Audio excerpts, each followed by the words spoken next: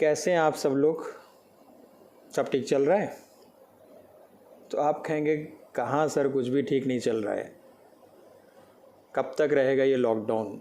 कब शुरू होंगी क्लासेस? कब हम लोग घर से बाहर निकलेंगे?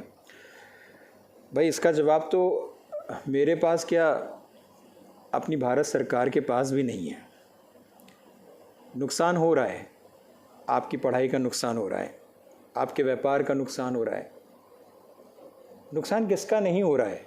मेरा भी हो रहा है, प्रदेश सरकार का भी हो रहा है, भारत सरकार का भी हो रहा है, पूरे विश्व का हो रहा है। तो जब सबका नुकसान हो रहा है तो हम लोग का नुकसान क्यों नहीं होगा? ये हमारी संकीर्ण मानसिकता है कि दुनिया में नुकसान हो लेकिन हमारा ना हो। हम लोग को एक बात ध्यान में रखनी है कि हम लोग इस समय असामान्य परिस्थितियों में जी रहे हैं। हम लोगों को सामान्य परिस्थितियों में आने में समय लगेगा और इस बीच हम लोगों को कुछ इसी तरीके के दुख दर्द उठाने पड़ेंगे।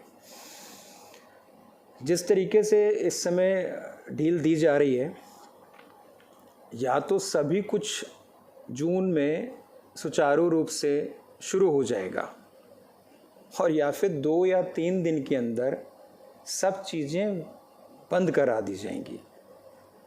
अब ये तो वक्त बताएगा कि हमें किस रास्ते पे जाना है। फ़िलहाल मैंने अपने लॉकडाउन के पहले मैसेज में जो बात बोली थी उसको फिर दोहरा रहा हूँ। अगर जुलाई से भी क्लासेस शुरू होती हैं किसी भी तरीके की, तो हम आपका कोई भी नुकसान नहीं होने देंगे।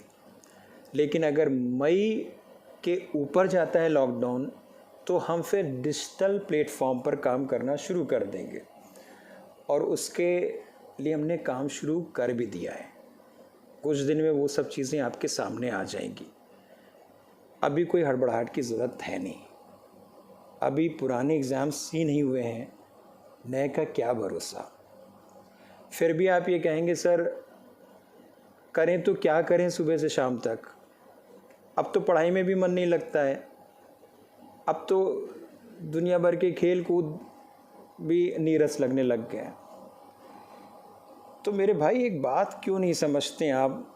स्कूल, कॉलेज, कोचिंग सेंटर आपको सिर्फ एकेडमिक्स का ज्ञान नहीं दे पा रहे हैं इस समय पूरी तरीके से।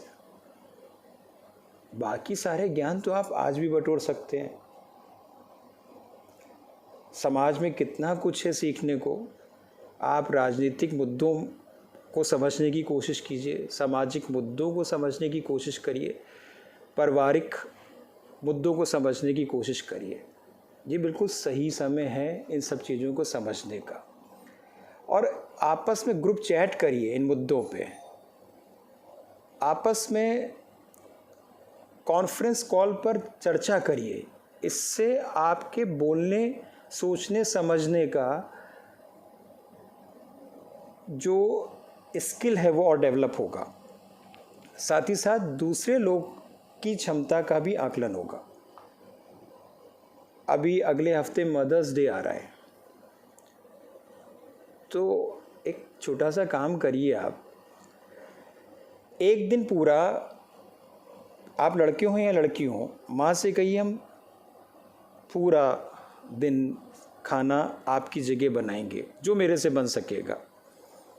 एक दिन पूरा आप कहिए कि सारे कपड़े हम धोएंगे, अब जैसे भी धो लेंगे। एक दिन बर्तन हम मांजेंगे, एक दिन घर की साफ सफाई हम करेंगे। एक बार मेरे स्टूडेंट्स ये करके देख लो, आपको समझ में आ जाएगा माँ क्या चीज़ होती है और आपको ये भी समझ में आ जाएगा कि पढ़ाई क्यों आसान है। पापा की गाड़ी धो दीजिए, पापा से उनके इन्वेस्टमेंट्स बैठ के समझ लीजिए, पापा के सारे कपड़े प्रेस करके रख दीजिए, उनके जूते पॉलिश कर दीजिए। कब करोगे यार ये सब? ये समय है। आप फिजूल कह रहे हैं हमारे पास करने को कुछ नहीं है। आप सिर्फ अपने मन की करना चाहते हैं, करिए और फिर देखिए क्या एक्सपीरियंसेस होते हैं। और आखिरी में सबसे बड़ी बात बोल रहा हूँ, पेरेंट्स के बीच में बैठिए, दादा दादी के बीच में बैठिए, घर परिवार के बीच में बैठिए और अपने बुज़ुर्गों से, अपने बड़ों से, अपने भाई बहनों से उनकी पूरी लाइफ की कहानी सुनिए, उनके स्ट्रगल सुनिए, वो कैसे यहाँ तक पहुँचे हैं, उन्होंने क्या गलतियाँ की हैं, उस पर विचार करिए। आप में बहुत चेंज आएगा। आप अपने माँ बाप से ही इतना दूर क्यों हैं? माँ बाप को भी चाहिए कि अपने बच्चों को बैठाकर इस समय अपनी ज़िंदगी की सारी दास्ताएं या कहानियाँ उनको सुनाएं। इससे बच्चे आपके और करीब आएंगे, समझदार बनेंगे। ठीक है, लॉकडाउन है, बहुत नुकसान हो रहा है, सबका हो रहा है, लेकिन सुरक्षित तो है ना हम लोग, एक साथ तो है ना। अरे थोड़े दिन कम खा लेंगे, रूखी सूखी खा लेंगे, लेकिन ज़िंदा रहना ज़्यादा ज़रूरी है। और यही वो समय है जब हम एक दूसरे को ज़्यादा समय दे सकते हैं।